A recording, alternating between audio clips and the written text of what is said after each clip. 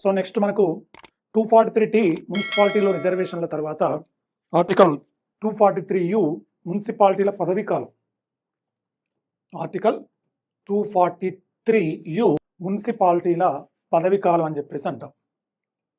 మున్సిపాలిటీల పదవీ కాలం. సాధారణంగా మున్సిపాలిటీల పదవీ కాలం ఎంత ఉంటుందంటే 5 సంవత్సరాలు ఉంటుంది. మున్సిపాలిటీల యొక్క సాధారణ పదవీ కాలం ఎంత ఉంటుంది? 5 సంవత్సరాలు ఉంటుంది. సో తొలి సమావేశం నుండి 5 సంవత్సరాలు ఉంటుంది. మున్సిపాలిటీల పదవీ కాలం ఎప్పటి నుంచి 5 సంవత్సరాలు ఉంటుంది? ఆ సమావేశం యొక్క తొలి సమావేశం నుండి 5 సంవత్సరాలు ఉంటుంది. మధ్యలో ఏ కారణం చేతైనా మున్సిపాలిటీలకు సంబంధించి పదవీ కాలం రద్దు చేస్తే 6 నెలల్లోపు ఎన్నికలు జరపాలి. ఎన్ని నెలల్లోపు? 6 నెలల్లోపు ఎన్నికలు జరపాలి. 6 నెలల్లోపు ఏం చేయాలి? ఎన్నికలు జరపాలి. ఒకవేళ 6 నెలలే ఉందనుకోండి, రిమైనింగ్ 6 నెలల కాలానికి ప్రత్యేకంగా ఎన్నికలు ఏమీ జరపరు. కాబట్టి ఆర్టికల్ 243U మున్సిపాలిటీలకు సంబంధించినటువంటి పదవి కాలం గురించి మన రాజ్యాంగంలో 243U ఆర్టికల్ అనేది చెప్తుంది. సాధారణంగా మున్సిపాలిటీల పదవి కాలం 5 సంవత్సరాలు. మున్సిపాలిటీ యొక్క తొలి సమావేశం నుండి, ఎప్పటి నుండి? తొలి సమావేశం నుండి 5 సంవత్సరాలు అని చెప్పేసి అంటారు. తొలి సమావేశం నుండి 5 సంవత్సరాల పదవి కాలం ఉంటుంది. ఏ కారణం చేతైనా మధ్యలో పదవి కాలం ఏర్పడితే 6 నెలల్లో ఏం చేయాలి? ఎన్నికలు జరపాలి. ఇక రిమైనింగ్ 6 నెలలే ప్రత్యేకంగా ఉంటే ప్రత్యేకంగా ఎన్నికలు జరపాల్సినటువంటి అవసరం ఏమీ లేదు. ఓకే, తర్వాత యు తర్వాత వి. Article 243V.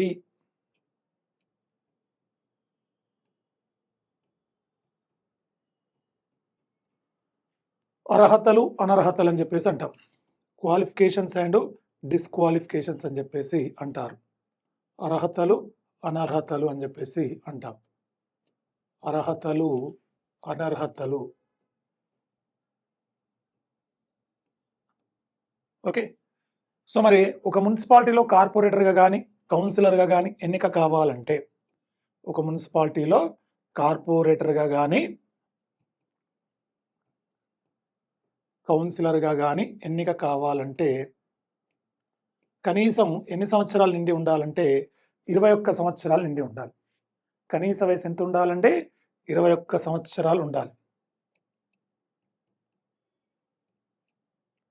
కార్పొరేటర్ కానీ కౌన్సిలర్ కావాలంటే మినిమం ఏజ్ ఎంత ఉండాలి? 21 సంవత్సరాలు ఉండాలి. అదేవిధంగా ఆ పరిధిలో ఓటర్ అయి ఉండాలి. ఫర్ ఎగ్జాంపుల్, కార్పొరేటర్గా పోటీ చేయాలంటే సో ఏ డివిజన్లో అయితే పోటీ చేస్తున్నాడో ఆ డివిజన్లోనే ఓటర్ అవ్వాల్సిన అవసరం లేదు. ఆ కార్పొరేషన్ పరిధిలో ఓటర్ అయి ఉంటే చాలు. ఏ కౌన్సిలర్ అయితే ఏ వార్డు నుంచి అయితే పోటీ చేస్తున్నాడో ఆ వార్డులోనే ఓటర్ అయి ఉండాల్సిన అవసరం లేదు. ఆ మున్సిపాలిటీలో ఎక్కడైనా ఓటర్ అయి ఉండొచ్చు. కాబట్టి ఆ కార్పొరేషన్ పరిధిలో కానీ ఆ మున్సిపాలిటీ పరిధిలో కానీ ఏమై ఉండాలి? ఓటర్ అయి ఉండాలి. అదేవిధంగా ఒక కార్పొరేటర్గా పోటీ చేయాలని ఆ రాష్ట్ర ప్రభుత్వం నిర్ణయించిన ఇతర అర్హతలు కలిగి ఉండాలి. So concern state government, so రాష్ట్ర ప్రభుత్వం నిర్ణయించిన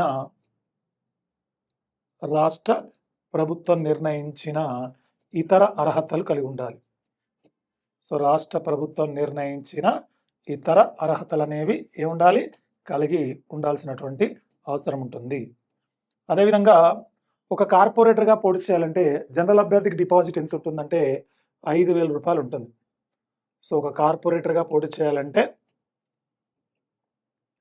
5,000 రూపాయలు జనరల్ అభ్యర్థికి ఉంటుంది.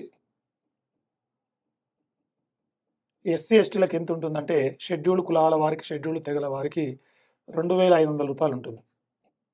అదేవిధంగా ఒక కౌన్సిలర్గా పోటీ చేయాలంటే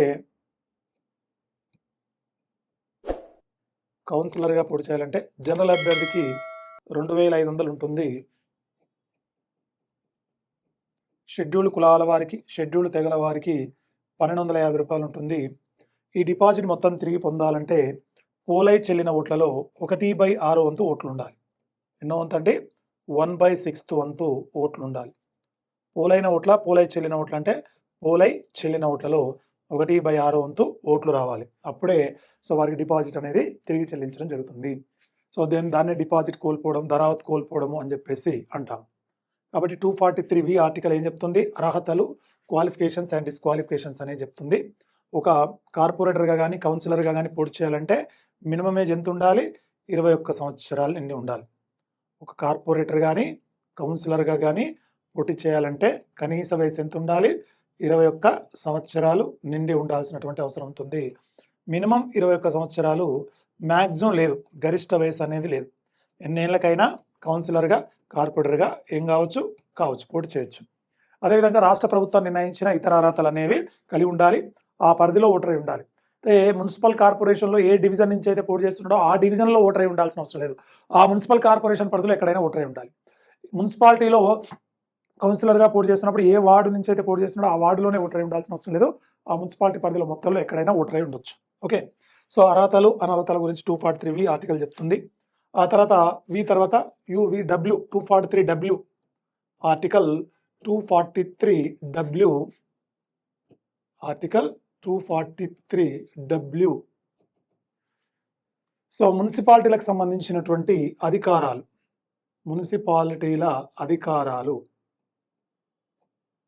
మున్సిపాలిటీలకు మొత్తం ఎన్ని అధికారాలు ఉంటాయి? 18 అధికారాలు ఉంటాయి. మున్సిపాలిటీలకు మొత్తం ఎన్ని అధికారాలు ఉంటాయి? 18 అధికారాలనే ఉంటాయి. మున్సిపాలిటీలకు మొత్తము 18 అధికారాలు ఉంటాయి. ఇందులో ఏవైనా 11 అధికారాలను రాష్ట్ర ప్రభుత్వం ఏం చేస్తుందంటే మున్సిపాలిటీలకు బదలాయిస్తుంది, ట్రాన్స్ఫర్ చేస్తుంది, మున్సిపాలిటీలకు ఏం చేస్తుంది? బదలాయిస్తుంది. రిమైనింగ్ 7 అధికారాలు అనేవి రాష్ట్ర ప్రభుత్వ ఇష్టం, ఐచ్ఛికం, ఆప్షన్ అంటాం. మిగిలిన 7 అధికారాలు అనేది ఆ రాష్ట్ర ప్రభుత్వ నిర్ణయం పైన ఆధారపడి ఉంటుందని చెప్పేసి అంటాం. సో మున్సిపాలిటీలకు ఉండేటువంటి మొత్తం అధికారాలన్నీ 18 అధికారాలు.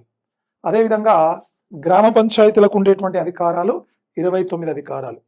సో గ్రామ పంచాయతీలకేమో 29 అధికారాలు ఉంటాయి, మున్సిపాలిటీలకేమో 18 అధికారాలు ఉంటాయని చెప్పేసి చెప్పుకుంటాం. సో మరి ఈ 18 అధికారాలు ఏముంటాయి అనేది ఒకసారి చూసే ప్రయత్నం చేద్దాం. ఫస్ట్ 18 అధికారాల్లో ఒకటి నగర ప్రణాళిక, టౌన్ ప్లానింగ్ అని చెప్పేసి అంటాం.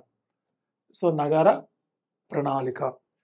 2 భూమి వినియోగము, భవనాల నిర్మాణ నియంత్రణ. భూమి వినియోగము,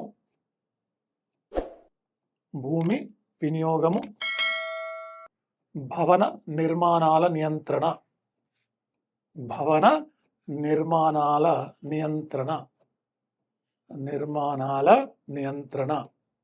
భూమి వినియోగము, భవన నిర్మాణాల నియంత్రణ. 3 ఆర్థిక మరియు సామాజిక అభివృద్ధి ప్రణాళికలు.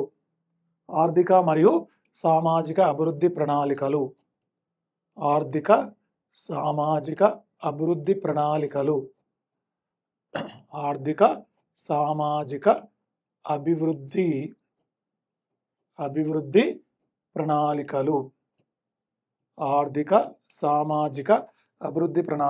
తర్వాత 4వది మురికివాడల అభివృద్ధి. మురికివాడల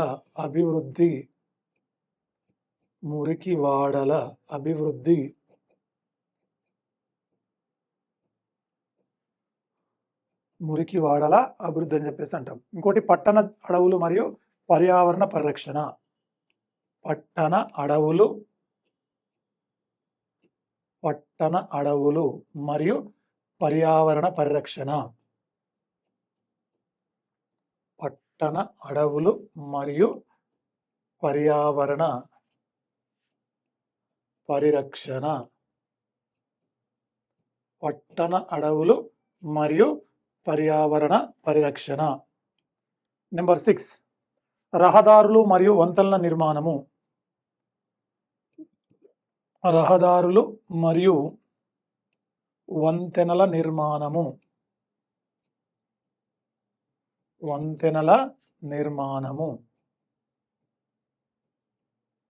రహదారులు మరియు వంతెనల నిర్మాణము. 7వది మురుగునీటి పారుదల పారిశుద్ధ్యము. మురుగునీటి పారుదల పారిశుద్ధ్యము. మురుగునీటి పారుదల పారిశుద్ధ్యము. 8 అగ్నిమాపక సేవలు. నెంబర్ 8 అగ్నిమాపక సేవలు, ఫైర్ సర్వీసెస్ అంటాం. అగ్నిమాపక సేవలు, అగ్నిమాపక సేవలు. అదేవిధంగా 9వది వచ్చేసి పరిశ్రమలకు మరియు గృహాలకు నీటి వసతి. పరిశ్రమలకు గృహాలకు నీటి వసతి. పరిశ్రమలు మరియు గృహాలకు నీటి వసతి. పరిశ్రమలు మరియు గృహాలకు నీటి వసతి. 10 బలహీన వర్గాల సంక్షేమము. బలహీన వర్గాల సంక్షేమము.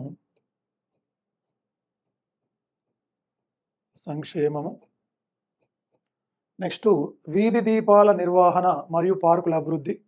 11 వీధి దీపాల నిర్వహణ మరియు పార్కుల అభివృద్ధి.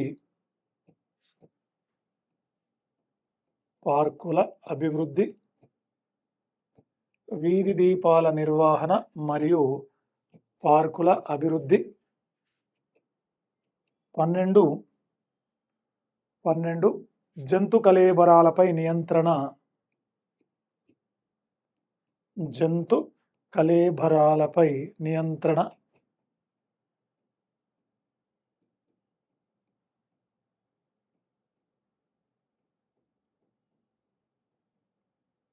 13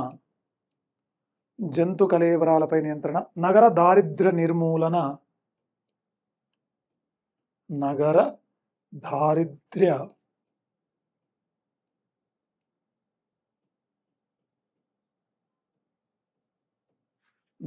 దారిద్ర్య నిర్మూలన.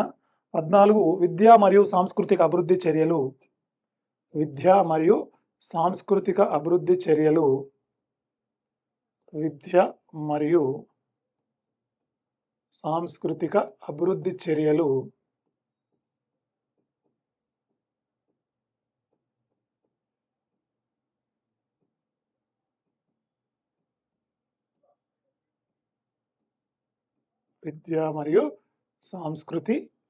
చర్యలు.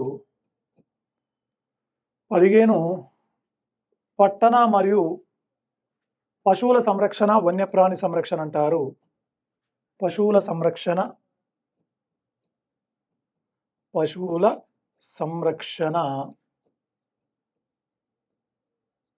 వన్యప్రాణి సంరక్షణ. 16 మనకు ఆట స్థలాల అభివృద్ధి, తోటల పెంపకము.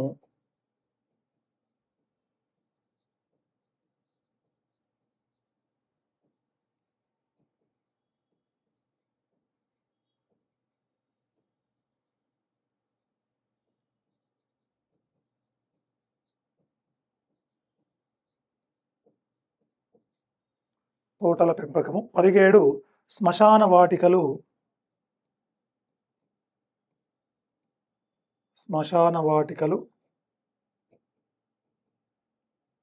18 జనన మరణ నమోదు.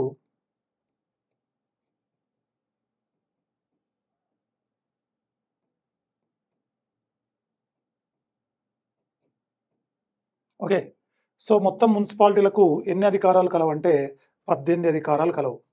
సో నగర ప్రణాళిక, భూమి వినియోగం, భవన నిర్మాణ నియంత్రణ, ఆర్థిక మరియు సామాజిక అభివృద్ధి ప్రణాళికలు, మురికివాడల అభివృద్ధి, పట్టణ అడవులు మరియు పర్యావరణ పరిరక్షణ, రహదారులు మరియు వంతెనల నిర్మాణము, మున్సిపాలిటీలు, మురుగునీటి పారుదల, పారిశుద్ధ్యము, అదేవిధంగా అగ్నిమాపక సేవలు, పరిశ్రమలకు గృహాలకు నీటి వసతి, బలహీన వర్గాల సంక్షేమము, వీధి దీపాల నిర్వహణ మరియు పార్కుల అభివృద్ధి, అదేవిధంగా జంతు కళేబరాలపై నియంత్రణ, నగర దారిద్ర్య నిర్మూలన, తర్వాత విద్యా మరియు సాంస్కృతిక అభివృద్ధి చర్యలు.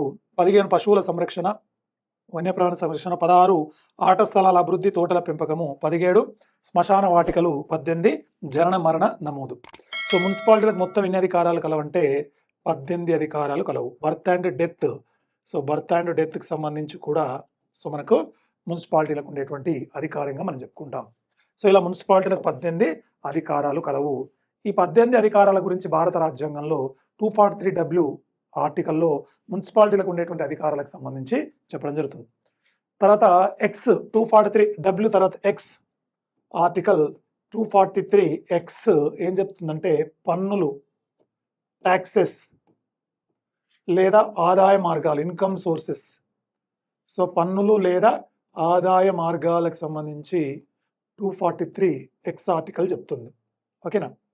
సో 243X ఆర్టికల్ ప్రకారం ఏంటంటే కేంద్రము నిధులు ఇస్తుంది, కేంద్రము నిధులు ఇస్తుంది, అదేవిధంగా రాష్ట్రము నిధులు ఇస్తుంది, రాష్ట్రము నిధులు ఇస్తుంది, అదేవిధంగా పన్నులు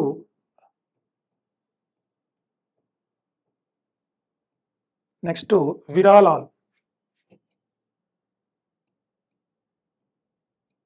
ఓకే, సో మున్సిపాలిటీలకు కూడా అత్యధిక ఆదాయం దేని ద్వారా వస్తుందంటే ఇంటి పన్ను ద్వారానే వస్తుంది. మున్సిపాలిటీలకు కూడా అత్యధిక ఆదాయం దేని ద్వారా వస్తుంది? ఇంటి పన్ను, హౌస్ ట్యాక్స్ ద్వారానే వస్తుంది. కాబట్టి కేంద్రం ఇచ్చే నిధులు, రాష్ట్రం ఇచ్చే నిధులు, పన్నులు, విరాళాలు ఇవన్నీ కూడా మున్సిపాలిటీలకు ఆదాయ మార్గాలుగా మనము చెప్పుకుంటాం. ఓకేనా? సో ఇంతకుముందు అధికారాలు చెప్తూ మీకు 18 అధికారాలు ఉంటాయని చెప్పిన. సో అయితే మున్సిపాలిటీలు ఎప్పుడైనా సరే తమ విధులను నిర్వహించలేనప్పుడు రాష్ట్ర ప్రభుత్వమే ఆ విధుల్ని చేపడుతుంది. దాన్నే డిఫాల్ట్ పవర్స్ అని చెప్పేసి అంటారు. మున్సిపాలిటీలు తమ విధుల్ని నిర్వహించలేనప్పుడు రాష్ట్ర ప్రభుత్వమే ఆ విధులు నిర్వహిస్తుంది. దాన్ని ఏమంటారు? డిఫాల్ట్ పవర్స్ అని చెప్పేసి మనము చెప్పుకుంటాం. ఓకే, ఇక తర్వాత మనకు 243X తర్వాత 243Y. So article 243Y. Okay, so మరి రాష్ట్ర ఆర్థిక సంఘం మున్సిపాలిటీ పరిధిలో ఉండేటువంటి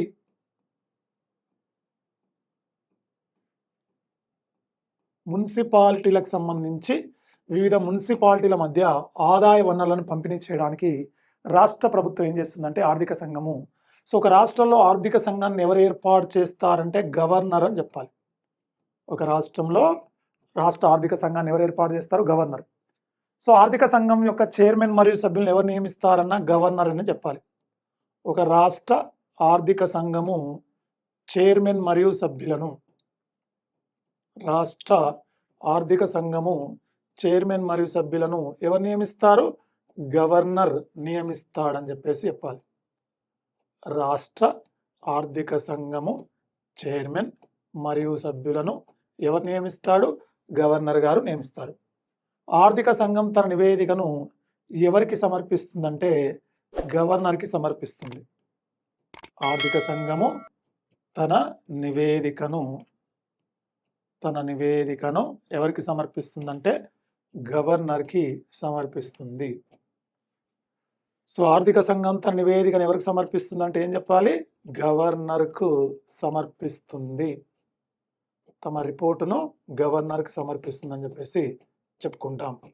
ఓకే, తర్వాత 243Z ప్రకారం ఆర్టికల్ 243Z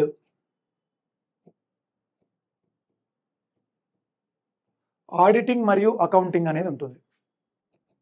ఆడిటింగ్ మరియు అకౌంటింగ్ అని చెప్పేసి అంటారు.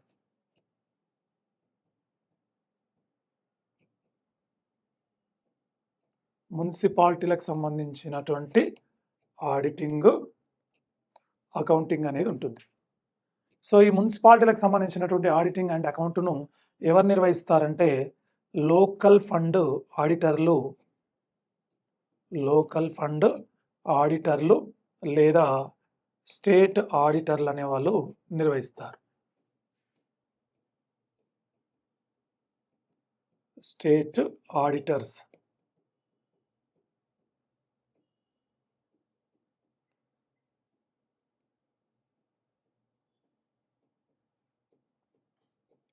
సో మున్సిపాలిటీలకు సంబంధించినటువంటి ఆడిటింగ్ అకౌంటింగ్ను ఎవరు నిర్వహిస్తారు? లోకల్ ఫండ్ ఆడిటర్లు లేదా స్టేట్ ఆడిటర్ నిర్వహిస్తారు.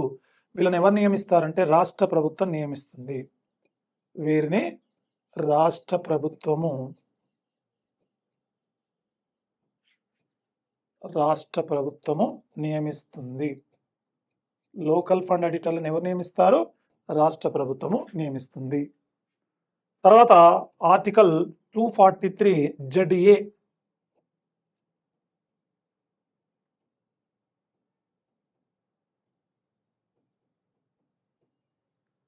ZA ఏం చెప్తుందంటే రాష్ట్ర ఎలక్షన్ కమిషన్.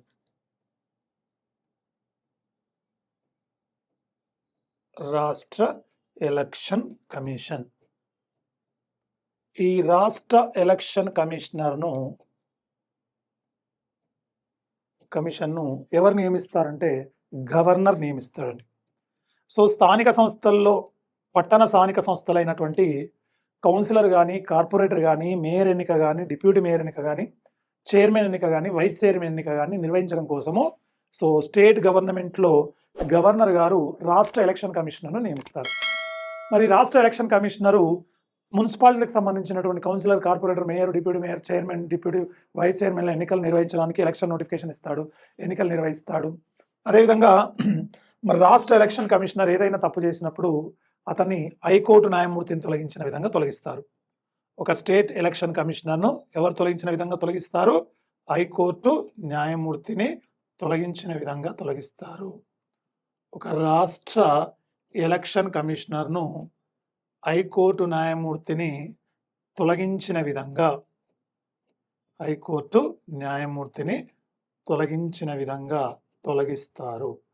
సో మరి హైకోర్టు న్యాయమూర్తిని ఎట్లా తొలగిస్తారు? అసమర్థత మరియు అక్రమ ప్రవర్తన అనే కారణం చేత సో పార్లమెంటు ఉభయ సభలు 2/3 వంతు మెజార్టీతో ఆమోదిస్తే ఒక రాష్ట్ర ఎలక్షన్ కమిషనర్ని తొలగిస్తారు.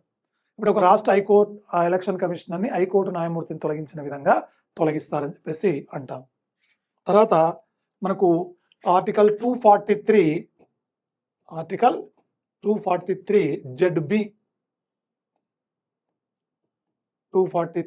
ZB ఏం చెప్తుందంటే కేంద్ర పాలిత ప్రాంతాలకు వర్తింపు అని చెప్తుంది. సో కేంద్ర పాలిత ప్రాంతాలకు వర్తింపు.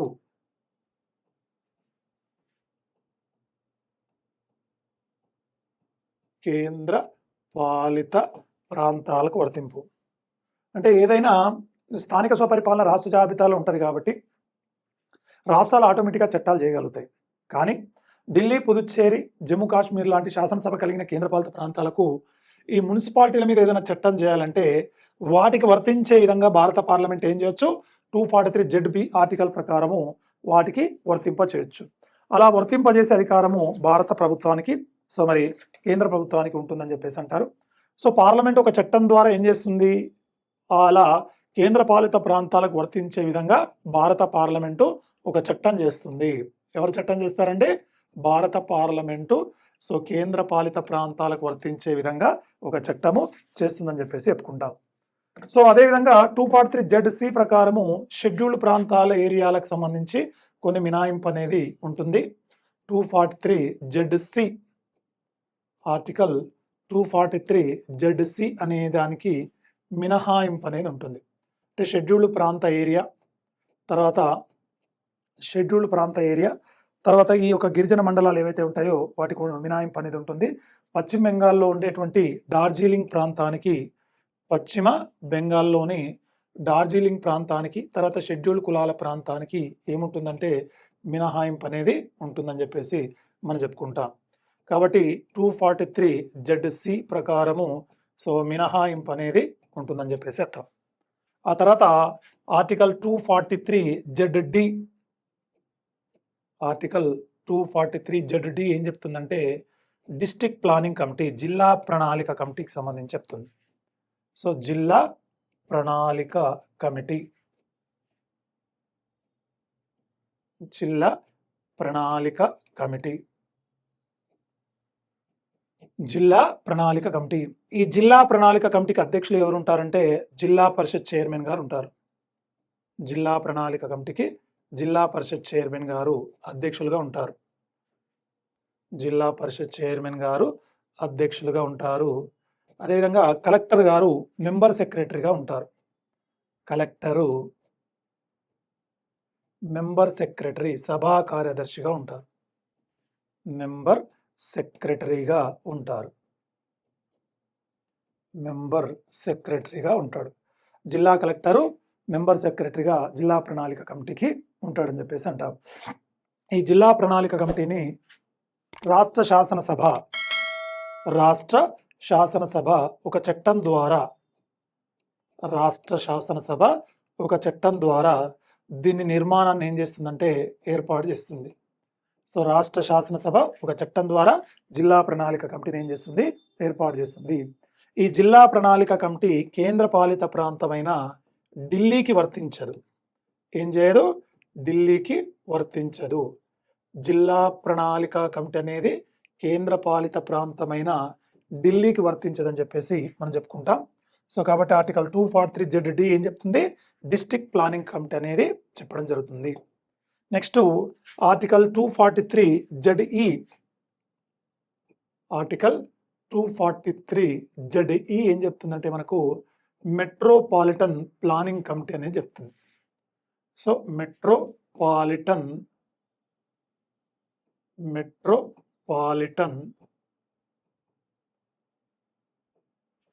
ప్లానింగ్ కమిటీ,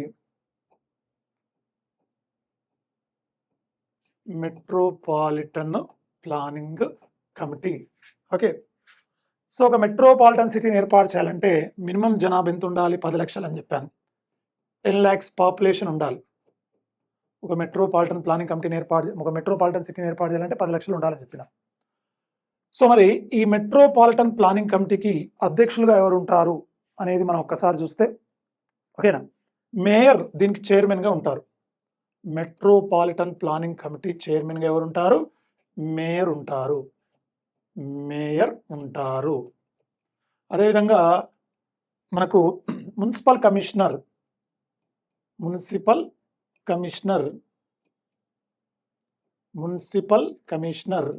మెంబర్ సెక్రటరీగా ఉంటారు. ఎలా ఉంటారు? మెంబర్ సెక్రటరీ, సభా కార్యదర్శిగా ఉంటారు. మున్సిపల్ కమిషనర్ గారు మెంబర్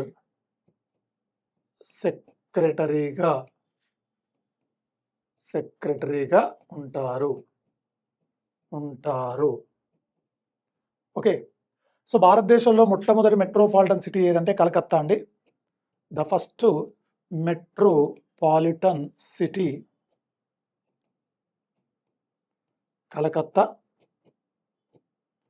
కలకత్తా 1901 సంవత్సరంలో ఏర్పాటు చేశారు. 1901లో సో భారతదేశంలో ఫస్ట్ మెట్రోపాలిటన్ సిటీని ఏర్పాటు చేశారు 243 నెక్స్ట్ ఆర్టికల్ 243 ఆర్టికల్ 243 పాత శాసనాల కొనసాగింపు.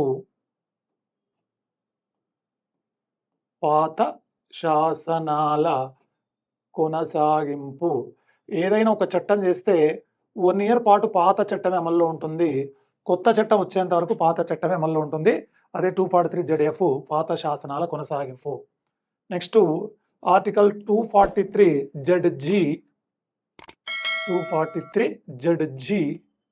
న్యాయ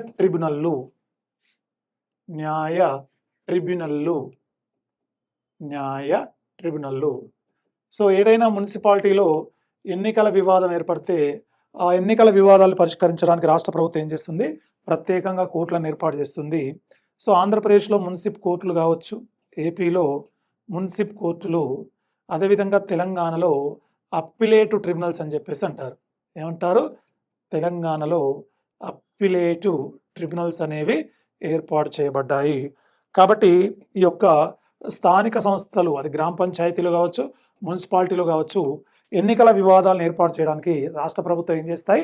ప్రత్యేకంగా కొన్ని కోర్టులను ఏర్పాటు చేస్తాయని చెప్పేసి అంటాం. ఇలా మనకు 243 వరకు దీనికి సంబంధించి ఈ రకంగా మనము ఏర్పాటు చేయడం జరుగుతుంది. సో భారతదేశంలో మనకు 8 రకాల పట్టణ పరిపాలన సంస్థలు అనేవి ఉంటాయి. సో భారతదేశంలో 1949లో ఈ యొక్క పట్టణ స్థానిక ఆర్థికపరమైన అంశాలపై విచారణ చేయడానికి పీకే వట్టల్ కమిటీని ఏర్పాటు చేశారు. పీకే వట్టల్ కమిటీని వట్టల్ కమిటీ దేనికి సంబంధించిందంటే ఆర్థికపరమైన అంశాలను విచారణ చేయడానికి పట్టణ స్థానిక సంస్థలు 49లో ఏర్పాటు చేస్తే 50 కోట్ల నివేదికనిచ్చారు. అర్బన్, రూరల్, లోకల్ సెల్ఫ్ గవర్నమెంట్‌కి సంబంధించిన ఫైనాన్షియల్ మ్యాటర్స్ ఏదైతే ఉంటాయో వాటిని వివాదాల్ని పరిష్కరించడానికి లేదా అంశాలను చర్చించడానికి వట్టల్ కమిటీ అనే దాన్ని 49లో ఏర్పాటు చేశారు. ఓకే. ఇదండి 74 రాజ్యాంగ సవరణకు సంబంధించి. సో మిగతా అంశాలు నెక్స్ట్ క్లాస్‌లో చెప్పుకుందాం. Thank you.